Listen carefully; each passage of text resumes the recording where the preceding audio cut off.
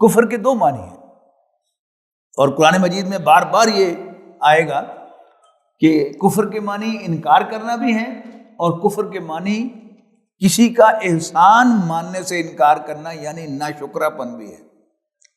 اب ہونا کیا چاہیے تھا کہ اللہ تعالیٰ نے اس پر دو احسانات کیے تھے بڑے بڑے، کہ اسے جنات میں سے نکال کر فرشتوں میں بھیج دیا، اور فرشتوں کا بھی استاد مقرر کر دیا۔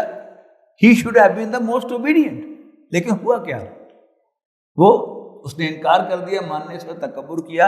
اور یہ گائیڈنس اس میں کیا ہے یاد رکھیے گا، جب بھی آپ کسی پر احسان کریں گے آپ کے ذہن میں ہوگا کہ یہ میرا بڑا وفادار ہوگا، لیکن وہ ہوگا نہیں، یاد رکھیے گا۔